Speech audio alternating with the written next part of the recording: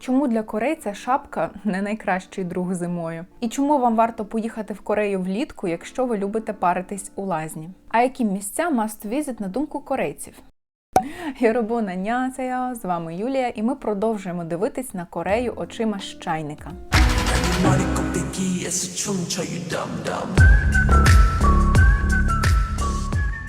Ви ще не знудилися бачити один той самий фон у мене на кожному відео? Хоча, як показує статистика Ютуба, ви вимикаєте в середньому відео на 4-2 хвилині. Ну так, напевно, проблема не у задньому фоні.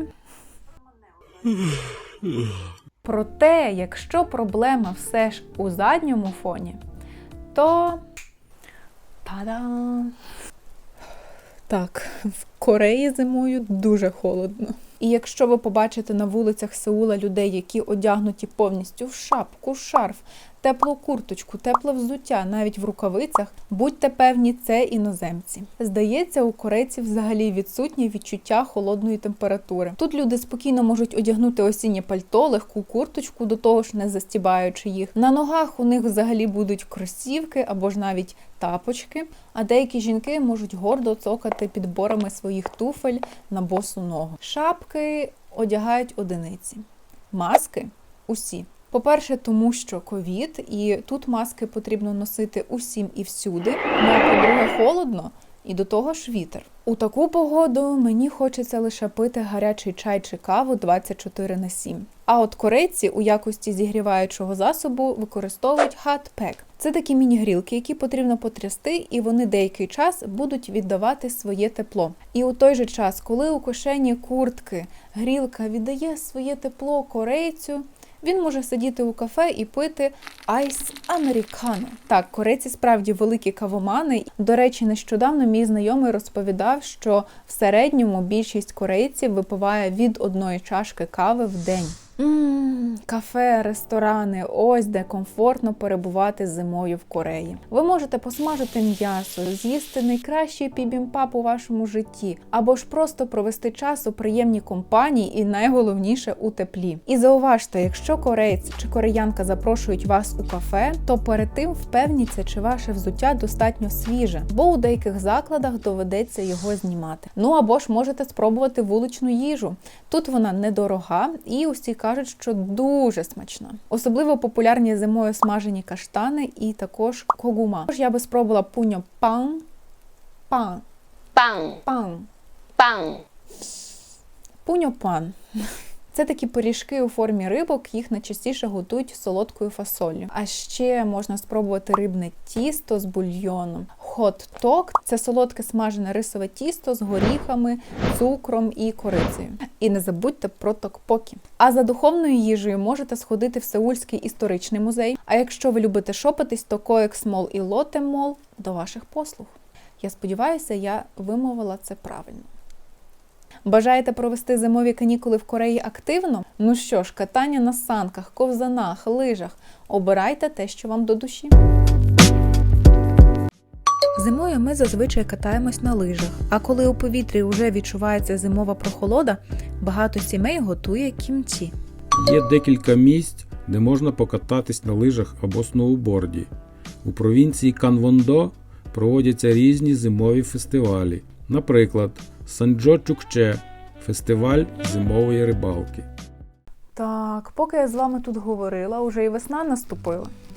Я думаю, ви вже здогадалися, що весна – це пора цвітіння вишні.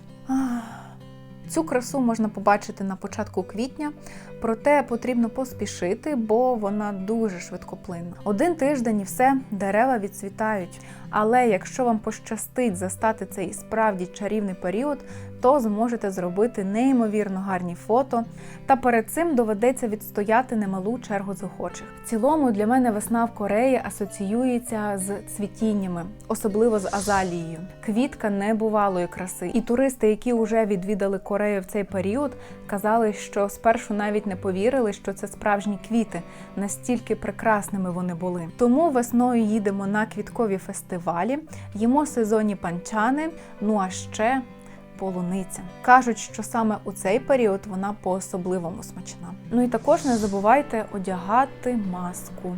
Бо, на жаль, весною вітри приносять з Китаю та Монголії мікропил. Але в цілому погода весною приємна, тут не надто холодно і не надто спекотно. Весною ми йдемо у парки дивитися на цвітіння вишні. У таких місцях ви зможете зустріти багато закоханих. Якщо хочете побачити цвітіння вишні, то у Сеулі шукайте вулицю Йоейдо. Рекомендую відвідати корейський палац Чандокун. Там є дуже гарний сад. О, чуєте цей звук? Це мемі. Отже, це означає, що настало літо. Чесно кажучи, це період, якого я боюсь найбільше, адже літо дуже спекотне. Уявіть собі поєднання високої температури з високою вологістю. Ви виходите з дому і буквально уже всі мокрі. У серпні о 9 ранку тут температура може бути уже 30 градусів. Але корейці не були б корейцями, якби не придумали способи, як не потрапити у пекло. У всіх приміщеннях, офісах, магазинах, кафе, ресторанах, університетах, школах, транспорті і навіть зупинках є кондиціонери. Цікавий факт, що на деяких зупинках є навіть сидіння з підігрівом, щоб зимою вам було комфортно чекати на автобус. Можна сказати, що влітку в Кореї потрібно ходити перебіжками від одного магазину в інший, з офіса в кафе, бо перебувати постійно на такій спеці неможливо. Багато корейців користуються міні-вентиляторами. Звісно, великої погоди це не зробить, але хоча б щось. У парках на деяких вулицях корейці встановили холодильники з безкоштовною водою. І найбільш популярний десерт улітку – бінцу. Це подрібнений лід. І куди багато корейців їдуть влітку відпочивати? Звісно ж, на море. І, будь ласка, не шокуйте корейців, не беріть з собою звичні вам купальники, тому що в Кореї переважно не носять такі відкриті купальники. В Кореї люди не люблять засмагати, і біла шкіра вважається ознакою аристократа. Тому, коли їдуть корейці на море, вони повністю захищають все своє тіло. Але не забудьте взяти парасолю, тому що з червня і до початку липня на вас чекає сезон дощів. Влітку, як ти вже сказала, ми їмо бінцу. Їх є дуже багато різних видів. Моє улюблене – полуничне. Дуже популярний грязьовий фестиваль в Теджоні.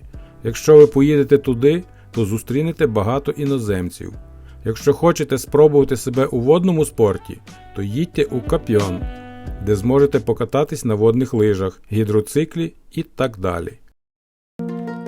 І найкращий, найідеальніший варіант для поїздки в Корею, на мою скромну думку, це осінь. Погода прекрасна, не холодно, не спекотно, немає великого вітру, немає сезону дощів, листя жовтіє і Корея залита просто оранжево-червоними барвами. Також можете відвідати національні парки. А ще дуже популярним заняттям у Кореї є похід у гори. І що мене здивувало, що найбільше у такі походи ходять саме пенсіонери. А якщо ви цікавитеся фешн, то в такий період відвідайте Seoul Fashion Week. А щодо мене, то я би дуже хотіла потрапити на фестиваль ліхтарів. Багато людей відвідує палаци. Там можна одягнути ханбок, це наш традиційний одяг, і прогулятися територією у костюмі, зробити фото. Ханокмаіль – досить популярне місце для таких прогулянок. На мою думку, цей сезон підходить для походу у гори.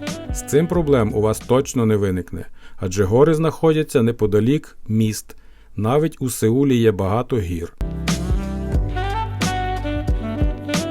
Відвідайте у Сеулі район Іксондо – місце, де зустрічаються традиційна та сучасна Корея. Що ж, сьогодні вийшло дуже інформативне відео. Не забувайте ставити лайки. Пишіть у коментарях, у який період ви би хотіли відвідати Корею. Можливо, ви вже були там. Поділіться досвідом. Дякую за увагу і до нових зустрічей. Аннян! Їжею можете сходити в історичний. А за духовною їжею можете сходити в історичний. Та що ж таке? А за духовною їжею можете сходити в Сеульський національний. Не можуть ці два слова зустрітися разом. Сеул і історія. В чому проблема? А за духовною їжею можете сходити в Сеульський історичний музей. Нарешті. Особливо популярні зимою кугума і батат. І батат, класно, це одне те саме. Це типу смажене рисове тісто з горіхами, цукром та чим? І корицею. Тут я з вами говорила, уже і весна наступила. Блядь, беріть. Що я малю?